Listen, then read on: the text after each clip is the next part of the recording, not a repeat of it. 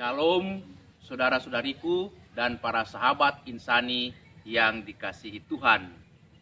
Selamat berjumpa kembali dalam program Renungan Rohani Insani.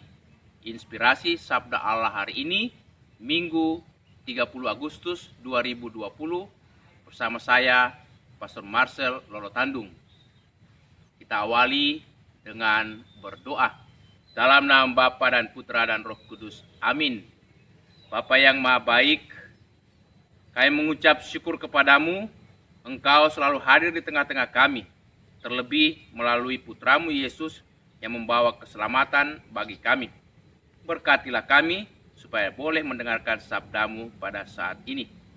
Demi Kristus Tuhan dan pengantara kami. Amin. Sabda Allah dari Injil Yohanes, bab 16, ayat 21 sampai 27. Sekali peristiwa, Yesus menyatakan kepada murid-muridnya bahwa ia harus pergi ke Yerusalem dan menanggung banyak penderitaan dari pihak tua-tua, imam-imam kepala, dan ahli-ahli Taurat, lalu dibunuh dan dibangkitkan pada hari ketiga. Tetapi Petrus menarik Yesus ke samping dan menegur dia, katanya, "Tuhan, kiranya Allah menjauhkan hal itu. Hal itu sekali-kali tak akan menimpa engkau." Maka Yesus berpaling dan berkata kepada Petrus, "Enyahlah iblis, engkau suatu batu sandungan bagiku, sebab engkau memikirkan bukan yang dipikirkan Allah, melainkan yang dipikirkan manusia." Lalu Yesus berkata kepada murid-muridnya, "Setiap orang yang mengikuti aku harus menyangkal diri, memikul salibnya dan mengikuti aku. Karena barang siapa mau menyelamatkan nyawanya, ia akan kehilangan nyawanya. Tetapi barang siapa kehilangan nyawanya karena aku, ia akan memperolehnya. Apa gunanya bagi seseorang jikalau ia memperoleh seluruh dunia ini, tetapi kehilangan nyawanya? Apakah yang dapat diberikannya sebagai ganti nyawanya? Sebab Anak Manusia datang dalam kemuliaan Bapanya diiringi malaikat-malaikatnya. Pada waktu itu ia akan membalas setiap orang setimpal dengan perbuatannya."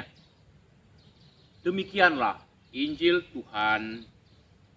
Saudara-saudariku, sebagai pengikut Yesus atau orang-orang Kristen,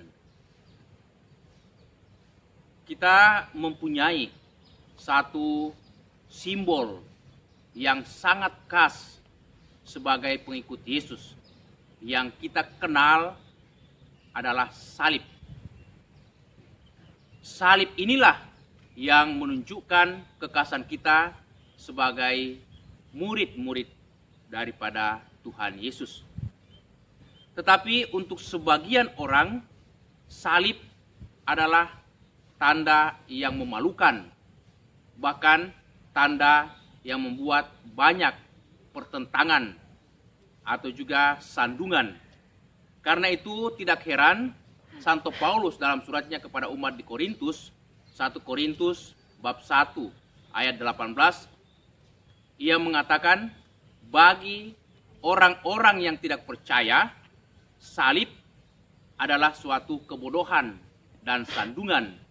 Tetapi bagi kita yang percaya adalah suatu kekuatan dan kebijaksanaan Allah.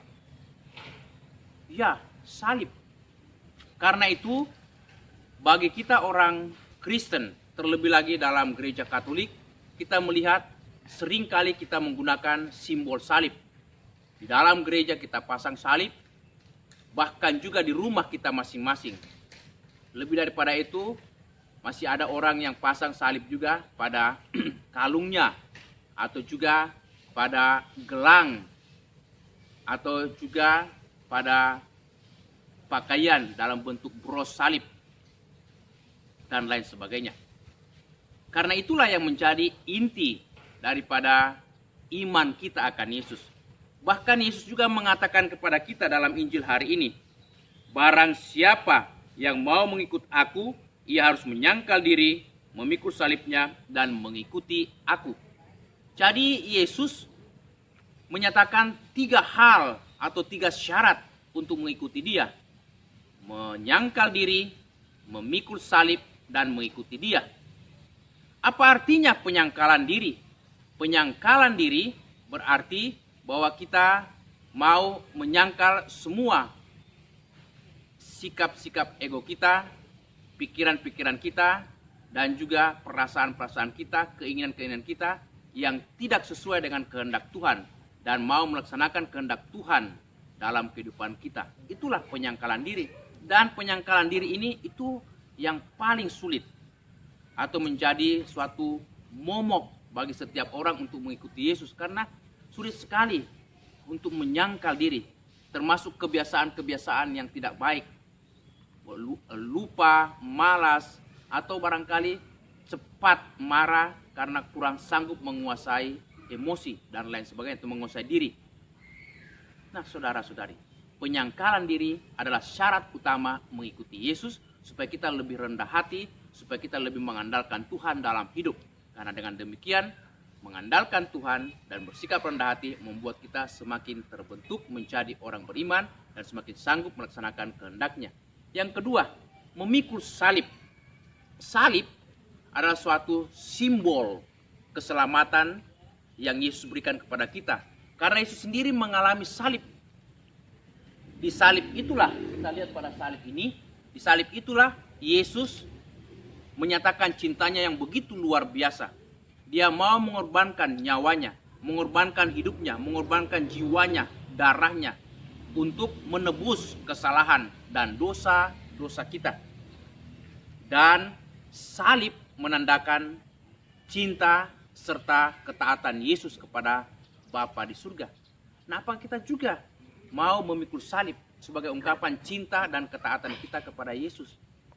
Setiap kali kita menghadapi banyak beban, persoalan, masalah, dan kalau kita mau setia, kita mau taat kepada kehendak Tuhan, maka itulah salib. Tetapi yakinlah, salib bukanlah suatu tanda penghinaan, bukan sebagai suatu tanda kegagalan, atau suatu tanda derita semata, tetapi salib senantiasa membawa damai, sukacita, dan keselamatan. Semakin banyak kita mengalami problem dan berani kita berkorban, berani kita menghadapinya dalam iman akan Yesus, semakin kita mengalami rahmat, sukacita, dan keselamatan. Dan yang ketiga, mengikuti Yesus. Syarat yang ketiga adalah mengikuti Yesus. Apa artinya? Bahwa kita mau melaksanakan perintah-perintah Yesus. Perintah utama Yesus adalah, barang siapa mendengarkan perintahku, yaitu hidup dalam kasih, maka dia akan kuberikan kebahagiaan dan keselamatan. Nah, hidup dalam kasih menurut Santo Yohanes bab 15 dikatakan orang yang hidup dalam kasih itu menjadi penuh sukacitanya. Yang kedua dikatakan menjadi sahabat Yesus. Dan yang ketiga dikatakan apapun yang ia buat selalu menghasilkan buah-buah melimpah. Bahkan apa saja yang ia minta kepada Bapa di surga dalam nama Yesus akan diberikan kepadanya. Nah, beranikah kita mengikuti Yesus dan hidup dalam kasih-Nya, saling mengasihi? Karena dengan mengasihi berarti kita juga mengenal Yesus, mengenal Allah Bapa, mengenal Roh Kudus, dan semakin hidup seturut kehendak-Nya. Semoga kita berani hidup dalam kasih sehingga kita dapat memenuhi panggilan kita sebagai murid-murid Yesus dan memenuhi syarat mengikuti Yesus sebagai murid-muridnya, yaitu menyangkal diri, memikul salib, dan mengikuti Dia. Mengikuti Dia, hidup dalam kasih-Nya yang penuh damai, sukacita, dan keselamatan. Amin. Kita berdoa. Bapa yang Maha Baik, kami mengucap syukur atas segala kebaikan kemurahan-Mu. Melalui derita pengorbanan salib putra-Mu Yesus, kami pun juga layak ditebus dan memperoleh keselamatan. Semoga kami tidak takut, melainkan berani untuk selalu setia dan memikul salib setiap hari, serta menyangkal diri dan mengikuti Yesus. Demi Kristus Tuhan dan pengantara kami. Amin. Tuhan bersamamu. Semoga saudaraku sekalian senantiasa dilindungi, dibimbing, dan diberkati Allah yang Maha Kuasa, Bapa, Putra, dan Roh Kudus. Amin.